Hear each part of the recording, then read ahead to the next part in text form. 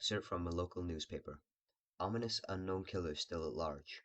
After weeks of unexplained murders, the anonymous unknown killer is still on the rise. After little evidence has been found, a young boy states that he survived one of the killer's attacks, and bravely tells his story. "I had a bad dream, and I woke up in the middle of the night," says the boy. "I saw that for some reason the window was open, even though I remember it being closed before I went to bed. I got up and shut it once more. Afterwards, I simply crawled under my covers and tried to get back to sleep. That's when I had a strange feeling, like someone was watching me. I looked up and nearly jumped out of my bed. There, in the little ray of light illuminating from between my curtains, were a pair of eyes. These weren't regular eyes. They were dark, ominous eyes. They were bordered in black and just plain out terrified me. That's when I saw his mouth. A long, horrendous smile that made every hair on my body stand up. The figure stood there, watching me. Finally, after what seemed like forever, he said it. A simple phrase, but said in a way only a madman could speak. He said, "Go to sleep." I let out a scream. That's what sent him at me. He pulled up a knife, aiming at my heart. He jumped on the top of my bed. I fought him back. I kicked, I punched, I rolled around, trying to knock him off me. That's when my dad busted in. He threw the knife. It went into my dad's shoulder. The man probably would have finished him off if one of the neighbors hadn't alerted the police. They drove into the parking lot and ran towards the door. The man turned and ran down the hallway. I heard a smash like glass breaking. As I came out of my room, I saw the window that was pointing towards the back of my house was broken. I looked out to see him vanish into the distance. I can tell you one thing. I will never forget that face. Those cold, evil eyes and that psychotic smile. They will never leave my head. Police are still on the look for this man. If you see anyone that fits the description in this story, please contact your local police department. Jeff and his family had just moved into a new neighborhood. His dad had gotten a promotion at work, and they thought it would be best to live in one of those fancy neighborhoods. Jeff and his brother Lou couldn't complain though. A new, better house. What's not to love? As they were getting unpacked, one of their neighbors came by. "Hello," she said. "I'm Barbara. I live across the street from you. Well, I just wanted to introduce myself and to introduce my son." She turns around and calls her son over. "Billy, these are our new neighbors." Billy said hi and ran back to play in his yard. "Well," said Jeff's mom, "I'm Margaret, and this is my husband Peter, and my two sons Jeff and Lou." They each introduced themselves, and then Barbara invited them to her son's birthday. Jeff and his brother were about to object when their mother said that they would love to. When Jeff and his family were done unpacking, Jeff went up to his mom. "Mom, why would you invite us to some kid's party? If you haven't noticed, I'm not some dumb kid." "Jeff," said his mother, "we just moved here. We should show that we want to spend some time with our neighbors. Now, we're going to that party, and that's final." Jeff started to talk, but stopped himself, knowing that he couldn't do anything. Whenever his mom said something, it was final. He walked up to his room and plopped down on his bed. He sat there looking at his ceiling, when suddenly, he got a weird feeling. Not so much a pain, but a weird feeling. He dismissed it as just some random feeling. He heard his mother call him to get his stuff, and he walked down to get it. The next day, Jeff walked downstairs to get breakfast, and got ready for school. As he sat there eating his breakfast, he once again got that feeling. This time it was stronger. It gave him a slight tugging pain. But he once again dismissed it. As he and Lou finished breakfast, they walked down to the bus stop. They sat there waiting for the bus, and then, all of a sudden, some kid on a skateboard jumped over them, only inches above their laps. They both jumped back in surprise. "Hey, what the hell?" The kid landed and turned back to them. He kicked his skateboard up and caught it with his hands. The kid seems to be about 12, 1 year younger than Jeff. He wears an Aeropostale shirt and blue ripped jeans. Well, it looks like we got some new meat." Suddenly, two other kids appeared. One was super skinny, and the other one was huge. "Well, since you're new here, I'd like to introduce ourselves. Over there is Keith." Jeff and Lou looked over to the skinny kid. He had a dopey face that you would expect a sidekick to have. "And he's Troy." They looked over at the fat kid. Talk about a tub of lard. This kid didn't look like he had exercised since he was crawling. "And I said the first kid. I'm Randy. Now, for all the kids in the neighborhood, there is a small price for bus fare, if you catch my drift. Lou stood up, ready to punch the lights out of the kid's eyes, when one of his friends pulled a knife on him. I had hoped you would be more cooperative, but it seems we must do this the hard way. The kid walked up to Lou and took his wallet out of his pocket. Jeff got that feeling again. Now it was truly strong, a burning sensation. He stood up, but Lou gestured him to sit down. Jeff ignored him and walked up to the kid. Listen here, you little punk. Give back my bro's wallet or else. Randy put the wallet in his pocket and pulled out his own knife. Oh? And what will you do? Just as he finished the sentence, Jeff popped the kid's nose. As Randy reached for his face, Jeff grabbed the kid's wrist and broke it. Randy screamed and Jeff grabbed the knife from his hand. Troy and Keith rushed Jeff, but Jeff was too quick. He threw Randy to the ground. Keith lashed out at him, but Jeff ducked and stabbed him in the arm. Keith dropped his knife and fell to the ground screaming. Troy rushed in too, but Jeff didn't even need the knife. He just punched Troy straight in the stomach, and Troy went down. As he fell, he puked all over. Lou could do nothing but look in amazement at Jeff. Jeff, how'd you... That was all he said. They saw the bus coming and knew they'd be blamed for this whole thing. So they started running as fast as they could. They looked back and saw the bus driver rushing over to Randy and the others. As Jeff and Lou made it to the school, they didn't dare tell what happened. All they did was sit and listen. Lou just thought of that as his brother beating up a few kids. But Jeff knew it was more. It was something scary. As he got that feeling, he felt how powerful it was. The urge to just hurt someone. He didn't like how it sounded, but he couldn't help feeling happy. He felt that strange feeling go away and stay away for the entire day of school. Even as he walked home due to the whole thing near the bus stop, and how now he probably wouldn't be taking the bus anymore, he felt happy. When he got home, his parents asked him how his day was, and he said, in a somewhat ominous voice, "It was a wonderful day." The next morning, he heard a knock at his front door. He walked down to find 2 police officers at the door, his mother looking back at him with an angry look. "Jeff, these officers tell me that you attacked 3 kids, and that it wasn't just regular fighting, and that they were stabbed. Stabbed, son." Jeff's gaze fell to the floor, showing his mother that it was true. "Mom, they were the ones who pulled knives on me and Lou." "Son," said one of the cops, "we found 3 kids, 2 stabbed, one of them having a bruise on his stomach, and we have witnesses proving that you fled the scene. Now, what does that tell us?" Jeff knew it was no use. He could say him and Lou had been attacked, but then there was no proof that it was not them who attacked first. They couldn't say that they weren't fleeing, because truth be told, they were. So Jeff couldn't defend himself or Lou. "Son, call your brother." Jeff couldn't do it, since it was him who beat up all those kids. "Sir, it was me. I was the one who beat up the kids." Lou tried to hold me back, but he couldn't stop me. The cop looked at his partner, and they both nodded. "Well, kid, looks like you're in juvie." "Wait," says Lou. They all looked up to see him holding a knife. The officers pulled out their guns and locked them on Lou. "It was me. I beat up those little punks. Have the marks to prove it." He lifted up his sleeves to reveal cuts and bruises, as if he was in a struggle. "Son, just put the knife down," said the officer. Lou held up the knife and dropped it to the ground. He put his hands up and walked over to the cops. "No, Lou, it was me. I did it." Jeff had tears running down his face. Poor bro, trying to take the blame for what I did. "Well, take me away." The police led Lou to the patrol car. "Lou, tell them it was me. Tell them. I was the one who beat up those kids." Jeff's mother put her hands on his shoulders. "Jeff, please. You don't have to lie. We know it's Lou. You can't stop." Jeff watched helplessly as the car sped off with Lou inside. A few minutes later, Jeff's dad pulled into the driveway.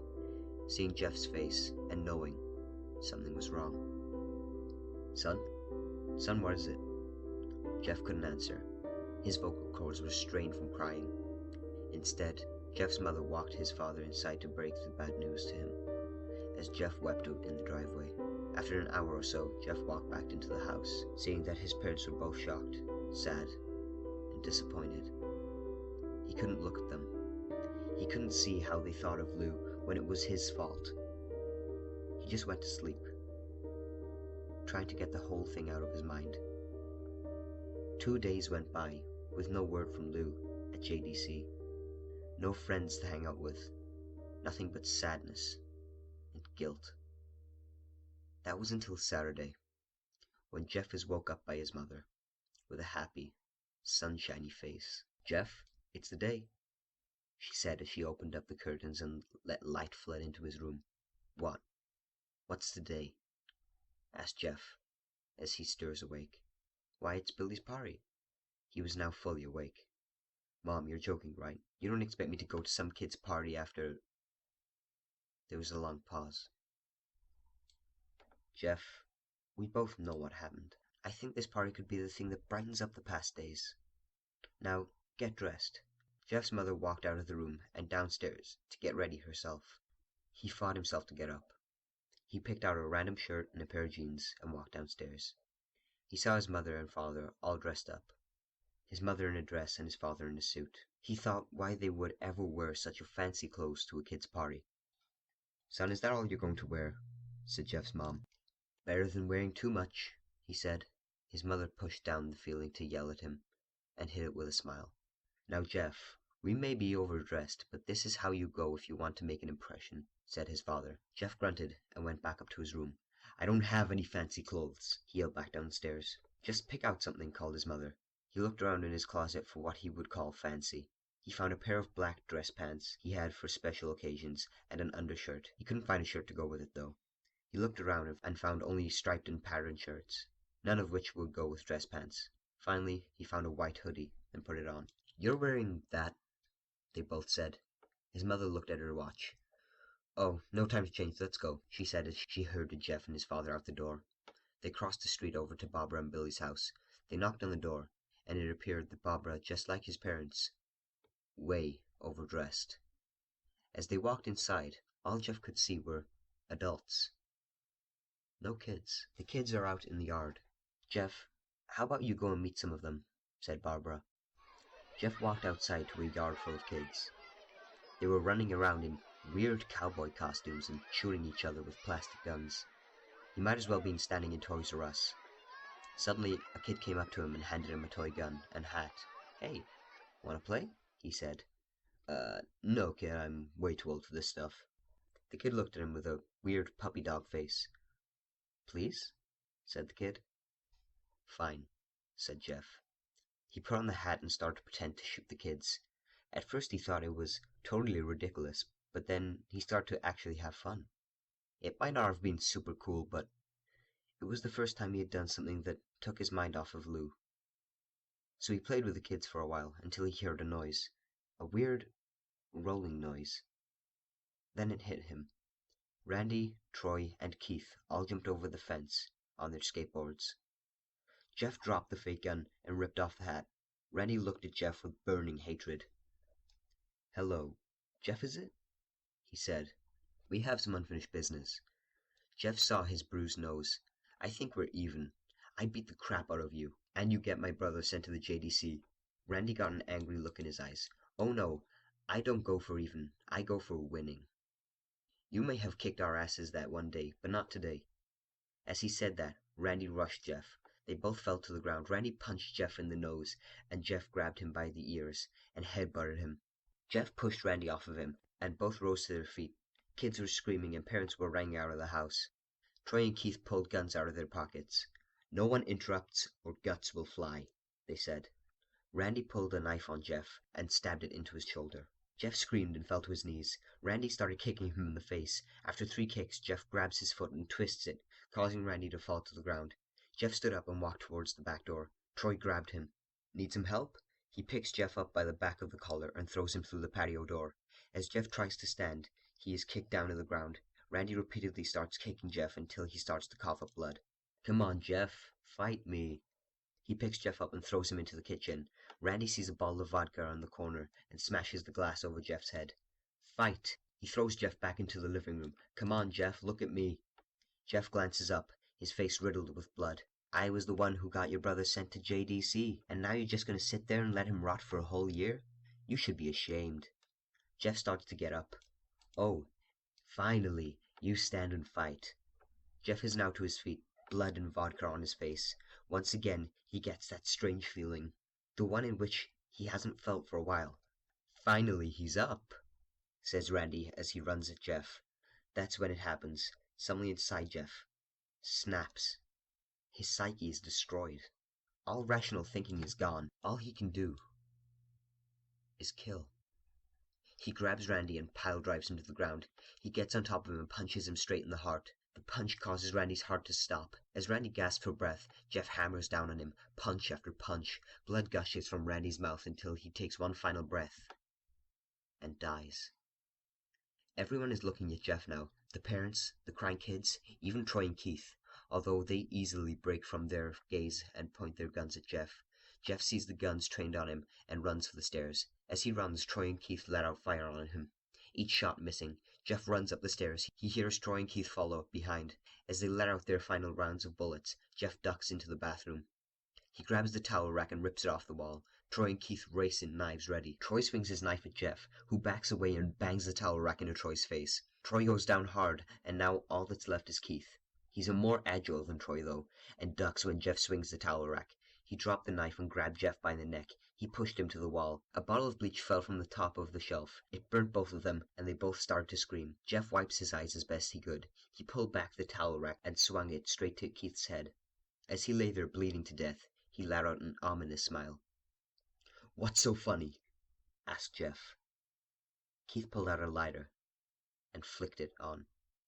"What's funny," he said, "is that you're covered in bleach and alcohol." Jeff's eyes widened as Keith threw the lighter at him. As soon as the flame made contact with him, the flames ignited the alcohol in the vodka. While the alcohol burned him, the bleach bleached his skin. Jeff let out a terrible screech as he caught fire. He tried to roll out the fire, but it was no use. The alcohol had made him a walking inferno. He ran down the hall and fell down the stairs. Everybody started to scream as they saw Jeff, now a man on fire, drop to the ground, nearly dead. The last thing Jeff saw was his mother and the other parents trying to extinguish the flame. That's when he passed out. When Jeff awoke, he had a cast wrapped around his face. He couldn't see anything, but he felt the cast on his shoulder and stitches all over his body. He tried to stand up, but he realized that there was some tube in his arm. And when he tried to get up, it fell out, and a nurse rushed in. "I don't think you can get out of bed just yet," she said as she put him back in his bed and reinserted the tube. Jeff sat there with no vision, no idea of what his surroundings were. Finally, after hours, he heard his mother. "Honey, are you okay?" she asked. Jeff couldn't answer, though. His face was covered, and he was unable to speak. "Oh, honey, I have great news. After all the witnesses told the police that Randy confessed to trying to attack you, they decided to let Lou go." This made Jeff almost bolt up, stopping halfway, remembering the tube coming out of his arm. "He'll be out by tomorrow, and then you two will be together again." Jeff's mother hugs Jeff and says her goodbyes. The next couple of weeks were those where Jeff was visited by his family. Then came the day where his bandages were to be removed. His family were all there to see it. What he looked like. As the doctors unwrapped the bandages from Jeff's face, everyone was on the edge of their seats. They waited until the last bandage holding the cover over his face was almost removed. "Let's hope for the best," said the doctor. He quickly pulls the cloth, letting the rest fall from Jeff's face. Jeff's mother screams at the sight of his face. Lou and Jeff's dad stare awestruck at his face. "What? What happened to my face?" Jeff said. He rushed out of bed and ran to the bathroom. He looked in the mirror and saw the cause of the distress. His face, it's horrible. His lips were burnt to a deep shade of red. His face was turned into a pure white color, and his hair singed from brown to black. He slowly put his hand to his face. It had sort of leathery feel to it now. He looked back at his family, then back at the mirror. "Jeff," said Lou, "it's not that bad." "Not that bad?" It's perfect. His family were equally surprised. Jeff started laughing uncontrollably. His parents noticed that his left eye and hand were twitching. Jeff? Are you okay? Okay? I've never felt more happy. Look at me. This face goes perfectly with me. He couldn't stop laughing. He stroked his face, feeling it, looking at it in the mirror. What caused this?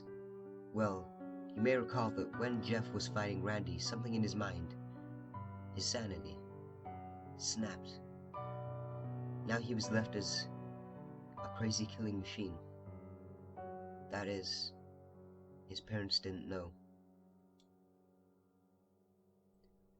Doctor, said Jeff's mom, is my son all right? You know, in the head? Oh yes, this behavior is typical for patients that have taken a very large amount of painkillers. If his behavior doesn't change in a few weeks, bring him back here and we'll give him a psychological test.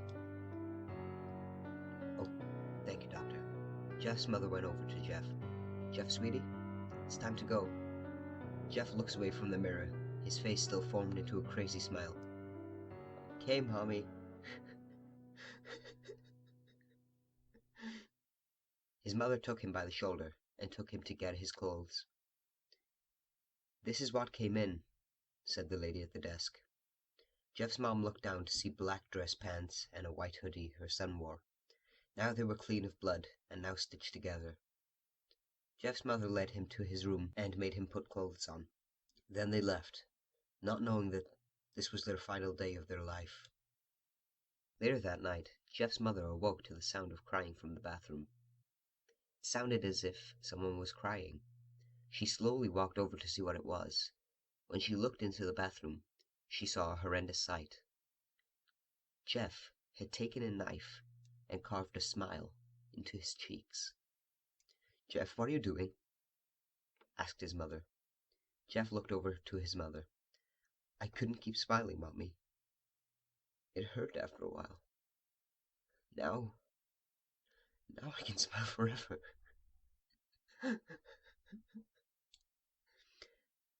Jeff's mother noticed his eyes, ringed in black.